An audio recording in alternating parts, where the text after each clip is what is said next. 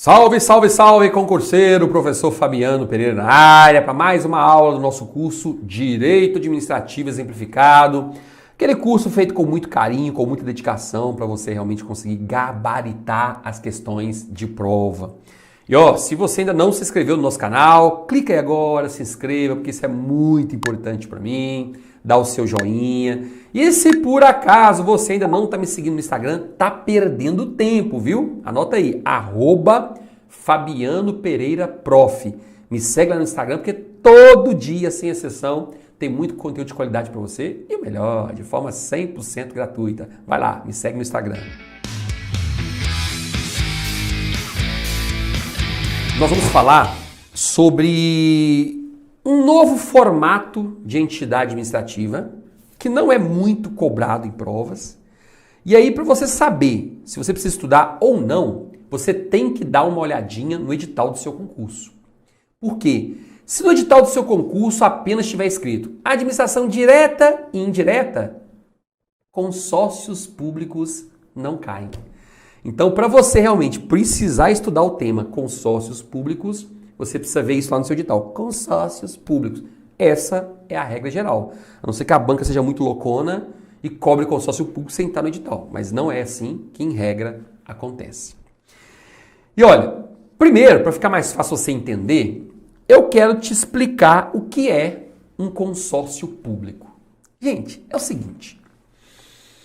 Hoje, nós temos no Brasil uma lei, que é a Lei 11.107, que regulamenta a criação dos consórcios públicos. E o que é um consórcio público? É uma reunião de vários entes estatais que têm um objetivo em comum, que tem um problema em comum, que precisa ser solucionado.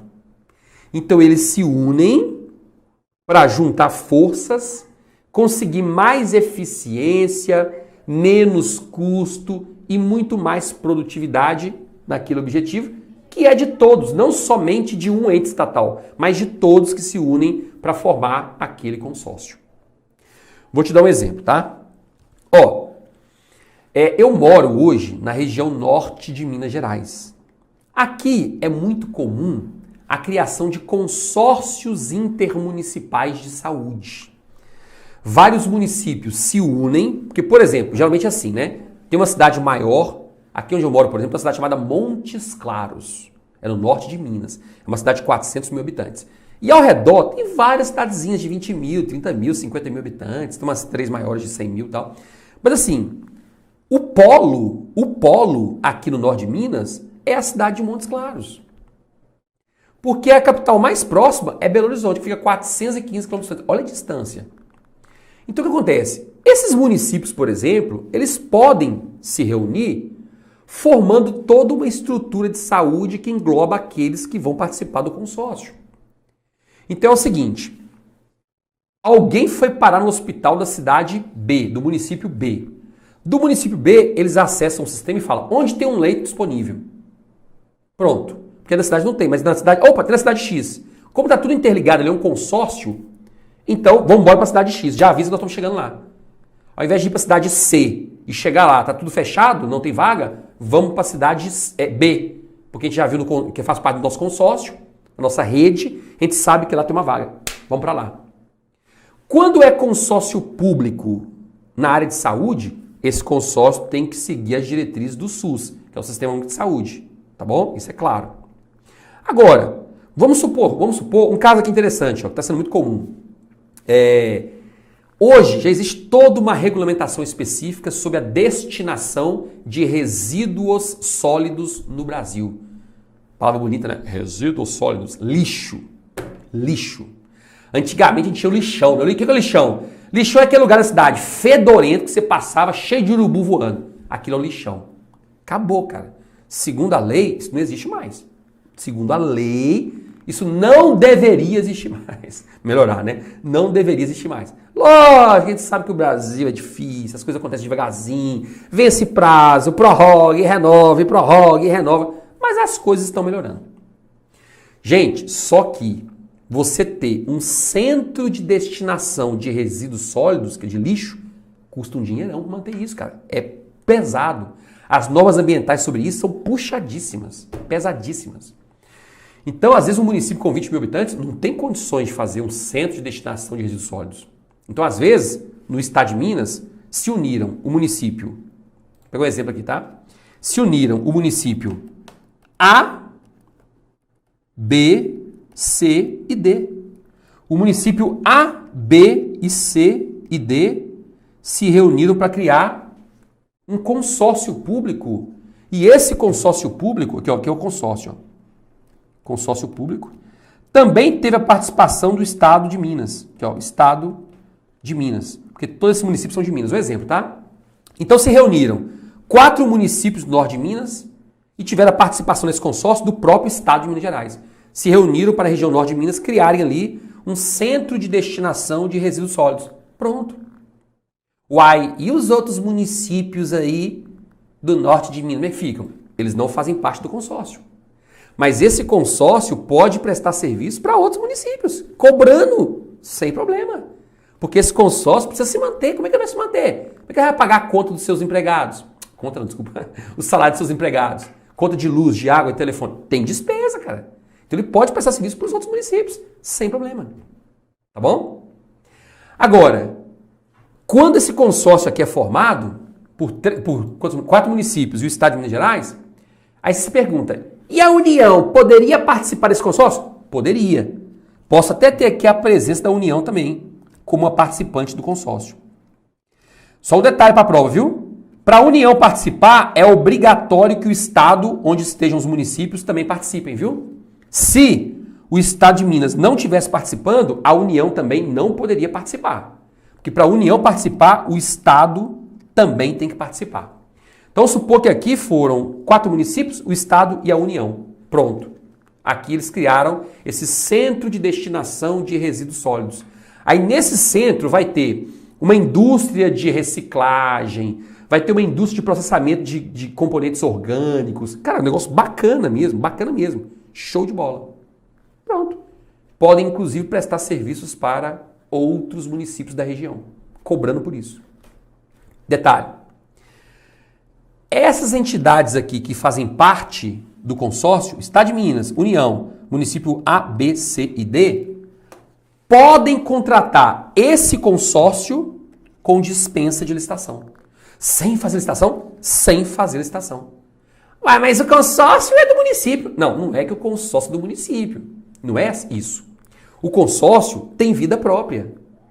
É como se a gente criasse uma empresa nova com 6 sócios. Quais são os sócios? União, Estado, município. União, Estado de Minas e 4 municípios. 6 sócios. É isso, são 6 sócios naquele consórcio. Tá vendo? Então, eu não posso chegar, esse consórcio vai trabalhar para mim de graça. Não, trabalhar de graça não.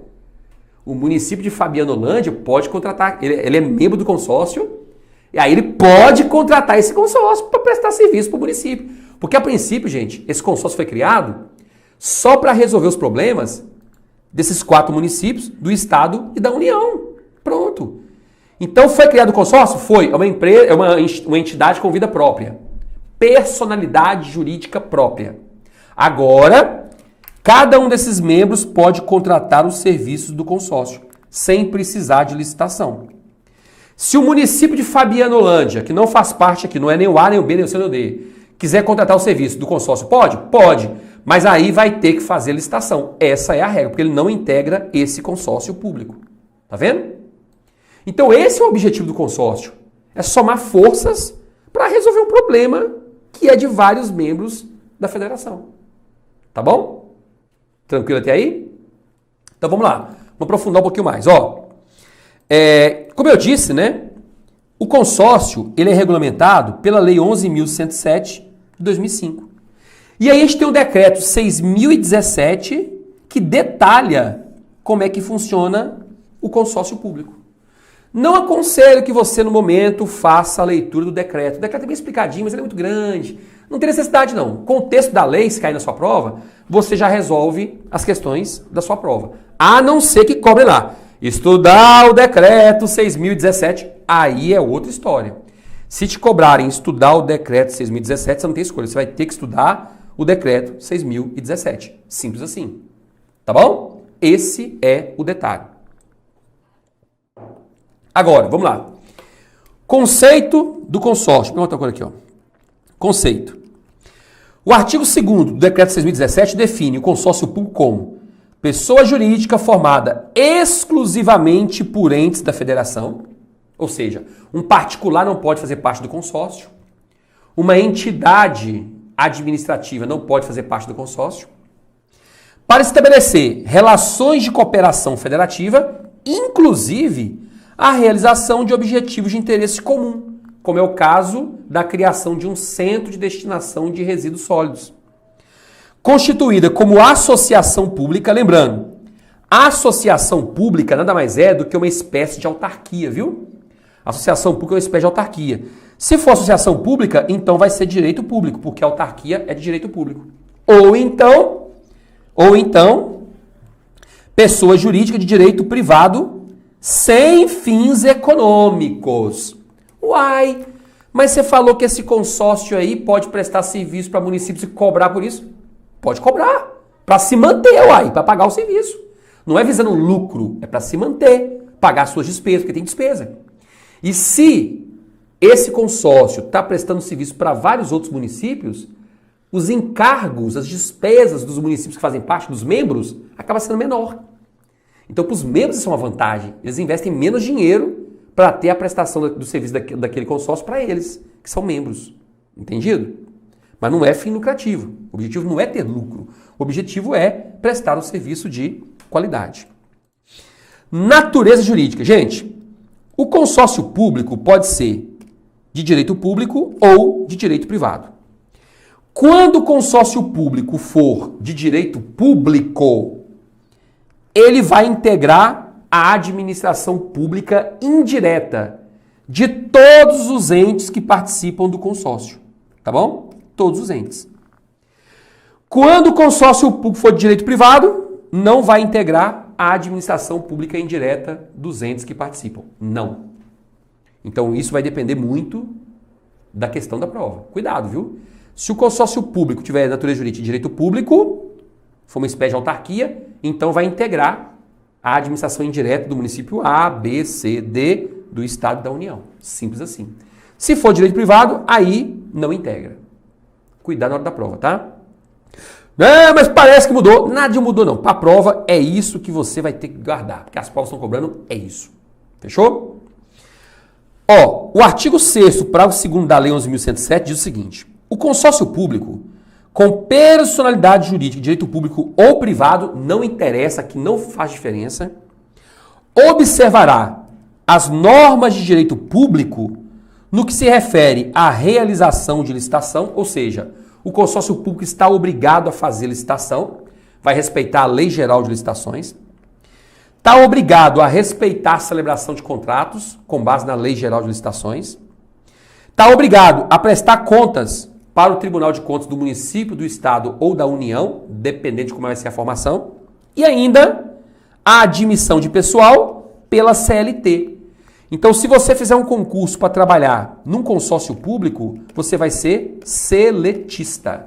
Você vai ser regido pela CLT, apesar do concurso público. Então, você não vai ter estabilidade. Você vai ser seletista. Ficou claro? Tranquilo até aí? Então tá bom.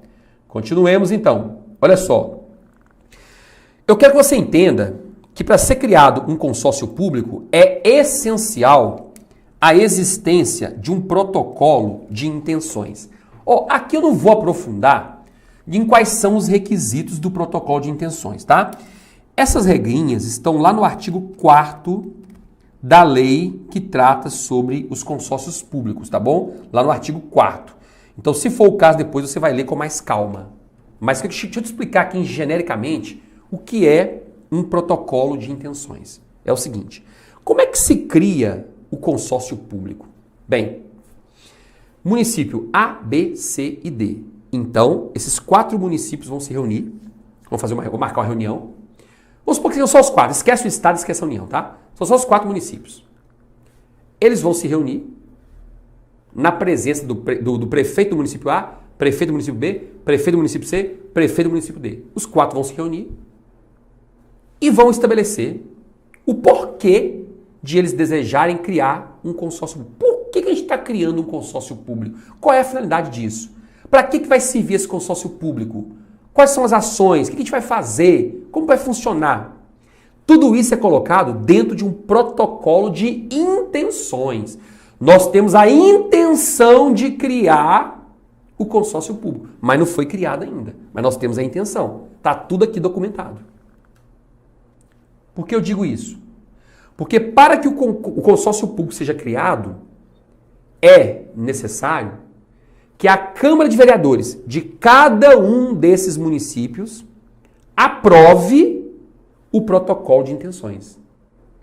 Então, só que depois que a Câmara de cada um desses municípios aprovar o protocolo de intenções, é que o consórcio público será criado. Tá bom? Então, o protocolo de intenções é a base do processo de criação do consórcio público.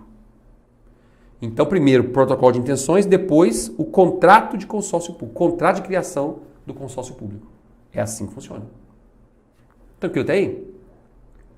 Lógico, gente, que depois que é formalizado o protocolo de intenções, os membros que assinaram o protocolo de intenções, eles têm um prazo de até 2 anos para que a Câmara de Vereadores aprove aquele protocolo de intenções.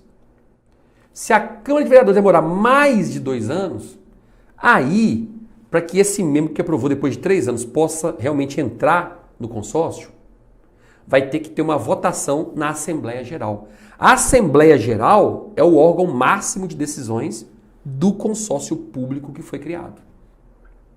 E lembrando, quem é o representante do consórcio público? É um dos chefes do executivo que compõe o consórcio. São 4 municípios, um dos prefeitos vai representar o consórcio durante um certo mandato. Sei lá se é de 1 ano, 2 anos, depende do que diz o estatuto do consórcio.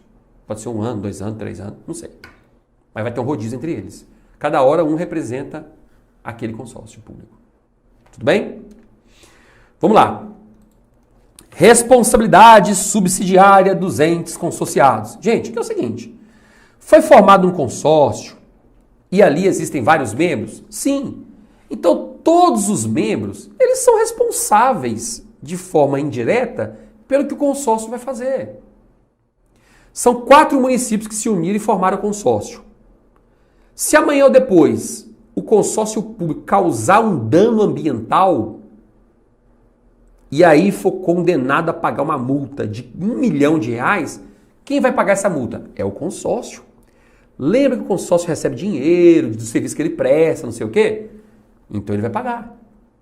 Se o consórcio não tiver dinheiro para pagar, aí os membros respondem subsidiariamente. Opa, então divide 250 mil para cada um aí. Mas só se o consórcio público não tiver condições de pagar. Essa indenização, essa multa, seja lá o que for.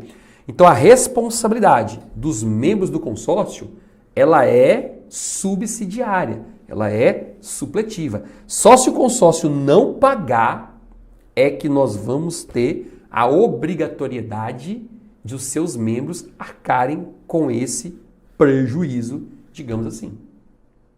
Ah, professor, isso é muito complicado. Ave Maria. É muito importante você responder questões. E é muito importante também você fazer a leitura da lei, para se atentar a todos os detalhes que envolvem esse conteúdo, que envolvem esse assunto, tá bom? Então, o que eu sugiro para você é o seguinte, vou deixar aqui embaixo o link do meu curso Direito Administrativo Exemplificado. Material completaço, em PDF, cara, completaço. Você vai ter mais de 5.000 questões, vai ter um resumão no final da aula, vai ter o mapa mental para você revisar. Gente, para de perder tempo. Já somos mais de 1.000 matriculados. E você tá aí, né? Ah, videoaula tá bom. Gente, videoaula é só um panorama geral do conteúdo. Com a videoaula você não tem acesso a todos os detalhes. No PDF você tem. É como se fosse, né? Só vou estudar por videoaula. É como se chegasse na hora da prova, tivesse 100 questões, você acertasse umas 80, 75. É bom, mas não resolve. Então lembre-se, PDF é completaço.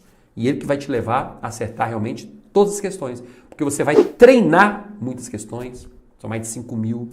Você vai ter revisões programadas, tudo bonitinho para você gabaritar, tá bem? Ó, além do que nós vimos até agora, quero que você também entenda o que é o contrato de rateio. De uma forma bem genérica, o que é o contrato de rateio? Rateio, como o próprio nome já diz, é ratear, é dividir, é distribuir. Ou seja, o consórcio público, ele vai ter uma série de despesas, especialmente no início. Conta de água, luz, telefone, vai ter que fazer um concurso público para contratar empregados públicos seletistas. Quem vai pagar? Então é feito um contrato entre seus membros. Ó, são 4 membros? 25% da despesa para cada membro. Todo ano o membro A vai fazer um repasse de não sei quantos mil, o membro B de não sei quantos mil, o membro C não sei quantos mil. Isso é um contrato de rateio para dizer como é que as despesas serão custeadas. Tá bom?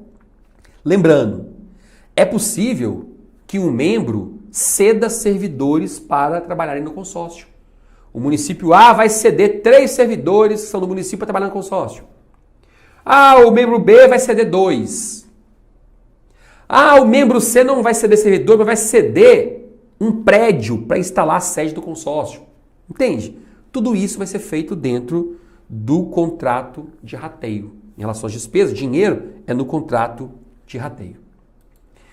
E além de tudo isso, a gente tem o chamado contrato de programa. O que é o contrato de programa?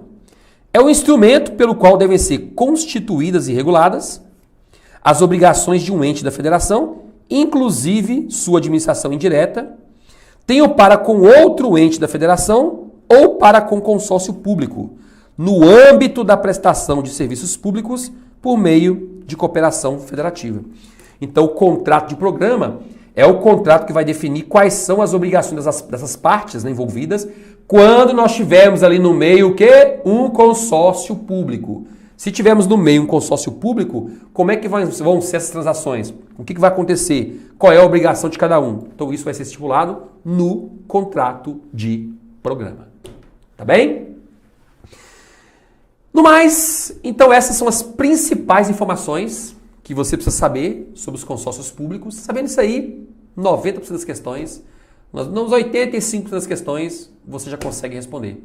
Tá lembrando que esse assunto não está em todo edital. Você tem que verificar se ele está incluído lá, consórcio público em direito administrativo, para você realmente precisar estudar esse conteúdo. Tá bem? Bons estudos, sucesso, e a gente se vê em breve, viu? Até mais!